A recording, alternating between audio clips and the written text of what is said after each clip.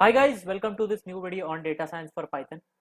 This is a special video on a special demand of one of my subscribers who wasn't able to handle categorical data in his machine learning project which he was doing. The problem which he faced was that his dataset had categorical data and he wasn't able to understand what should be done to categorical data when they need to be fitted inside any machine learning algorithm, whether you are fitting it on scikit-learn or TensorFlow. But what should be done to categorical variables was his actual problem. So in this video we are going to see what categorical variables are, and I will show you each and every possible technique that can be used to handle categorical data in Python. So let's get started. So firstly, we need to understand what categorical data is. So we have actually two categories of categorical data. They are basically nominal and ordinal. Both belong to the data type of categorical data, and you will find in the Python that such kind of data is of object type. Example for both of them: for nominal data, we can say an example as gender.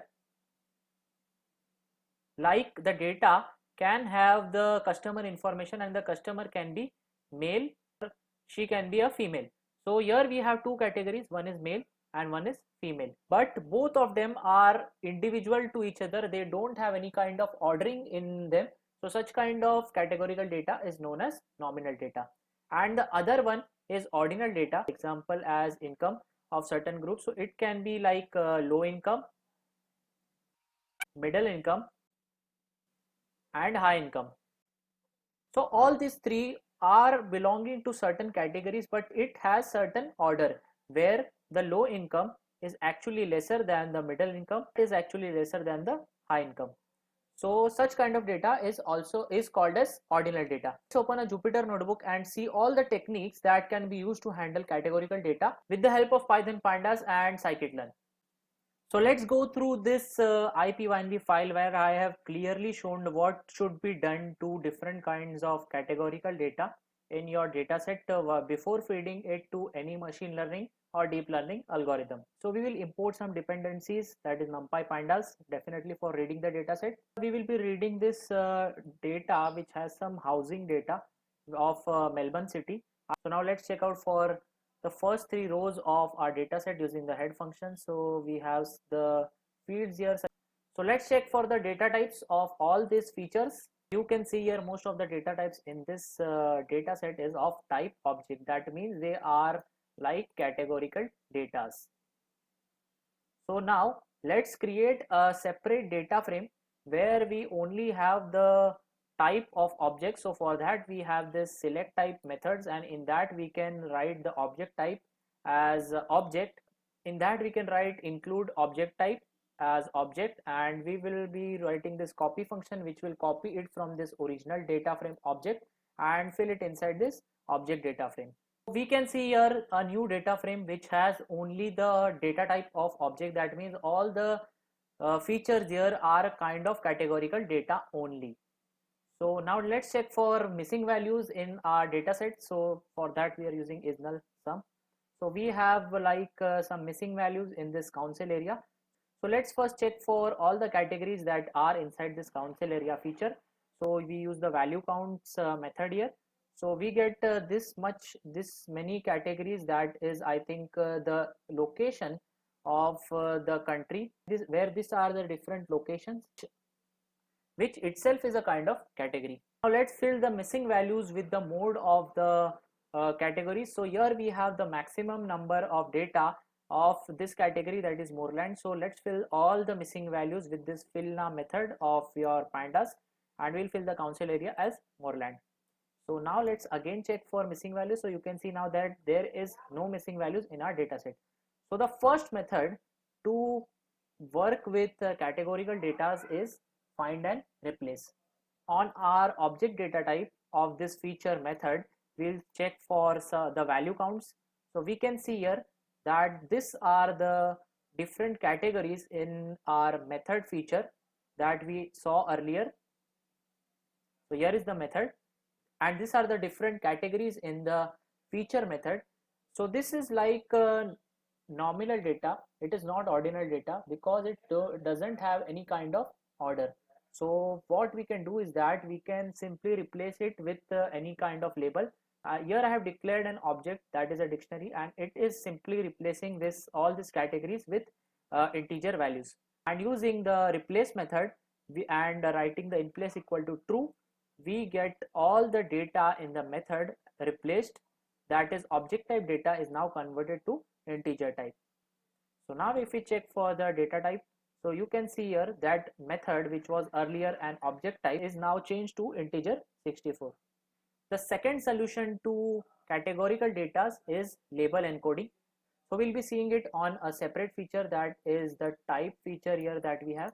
So here you can see in the type feature of our data frame, we have three categories, that is H, U and T. This is also nominal data, not ordinal data. So what we will do is that first we will change the type of this type feature as category, and let's check for the data types again. So you can see that now the feature has been converted to category from object. And now what we'll do is that using the pandas cat.codes, we will actually change this category. Now if you see the type, it has by default changed all the three types. It has actually converted this H to 0, U to 1 and T to 2 just by writing this simple cat.codes. So here you can check it using the head also. So here you can see this 2, and similarly we will get 1 also and 0 also. Now if you want to check all the categories that we have converted, so instead of H, U and T, we get 0, 1 and 2. More famous approach to categorical data is one hot encoding. So we have council area and we have region name. So let's check out what are the categories in both these features. Here we also again have nominal data, and here we have this council area, and we have this second feature, that is region name. It is also nominal data. So using the pandas get dummies method, you just need to pass the data frame, and you need to pass all the features that you need the dummy data for, and you need to pass the prefix of all your dummy variables. Like here I have passed the prefix for council area as council, and that for the region name I have passed as region. You can see earlier we had just this council area and this region name.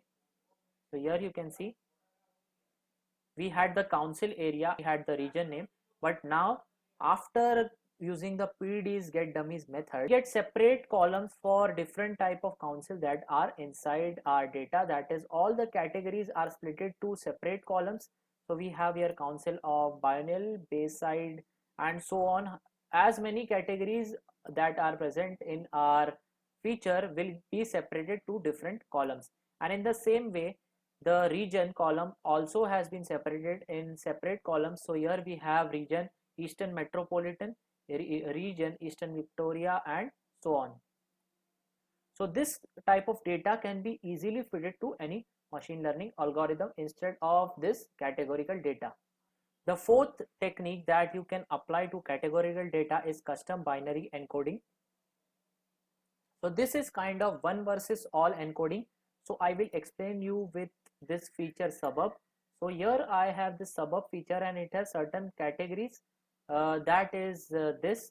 So in this, if I want one for only this reservoir, and rest all these categories should be 0. So if such kind of encoding is required, so it comes under this custom binary encoding, and that can be done in such a manner is that you need to just write np.where it will automatically find an object data frame that we have, and it will search for this reservoir, and it will change this reservoir to 1.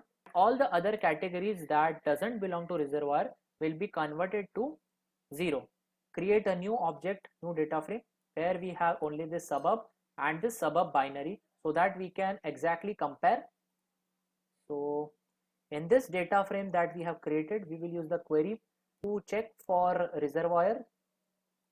So when we check for reservoir, you can see that all the suburb binary is equal to 1. But when you check for anything other than reservoir, you will see that all the other categories, doesn't matter it belongs to whichever categories other than reservoir, it will be changed to 0. So this is how custom binary encoding works. So now let's see few methods that we can apply using the scikit-learn open learning machine learning library directly on our dataset. So earlier I had actually saved the object data frame into a separate copy. I had made a separate copy here. So here I had actually made a copy of our object data frame as object data frame 1. So we will be using this object data frame 1 to learn all things about scikit-learn encoding. So using scikit-learn, if you want to apply label encoder, so you just need to import from scikit-learn pre-processing label encoder. You need to make an object here and call the class so that our object is made, and then you need to call the feature that you want to change to label encoding. So here I have made a new column which is known as type code, and we will be actually using the fit transform method on this object that we have made for the label encoder, and we will be passing the existing column from our data frame, that is the type column. Now you can see both the columns using the scikit-learn library. We have like simply label encoded both of them. So here h gets changed to 0, u gets changed to 2, and the third category gets changed to 1. So it is as simple as that. Next thing is that from scikit-learn we can also use the label binarizer, which is also one kind of encoding, and in the same way we need to create an object from the class, and then on the same object we need to fit transform on the column that you need to change and save the result in a separate data frame. So let's check it out. So here we get the result for the label binarizer in such a way. So what this label binarizer will actually do is that it will change all the categories in this suburb that we saw earlier into separate columns, and it will like only put one for this one category. For example, here we have this location category of Abbotsford, so it will put 1 in this place and all the other column variables will be 0. And in the similar way for this Haberfield, that is the separate second column, we will have 1 on some other location and all the other data will be 0.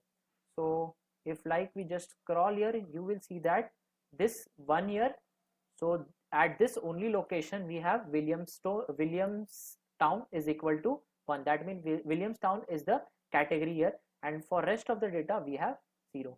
So this is just like the custom binary encoder that we saw earlier, but here it does it for all the categories in the column.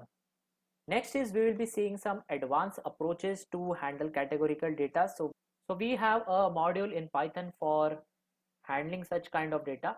So that is known as category encoder. So if you don't have this module, you can just simply pip install. So I have already installed it, so I don't need to do it again, but you can do it. So here I am importing this category encoders as CE. Then simply we are again creating an object which has object type.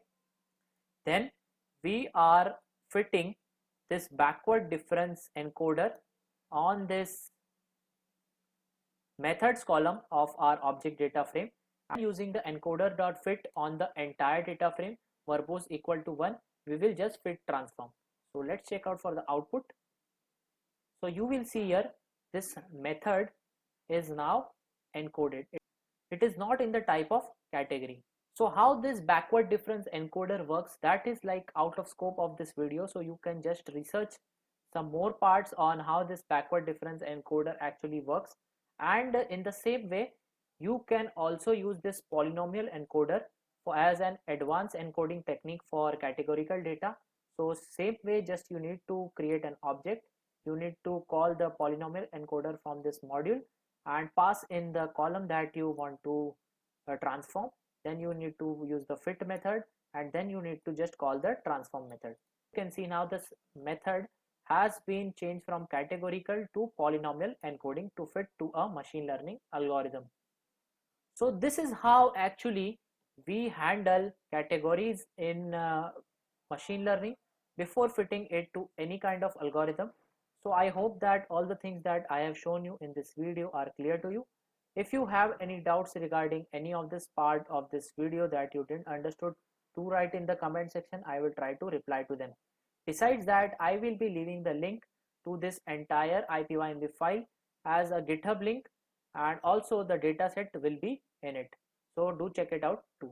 And till then, if you like my work, please do hit the like, share and subscribe button.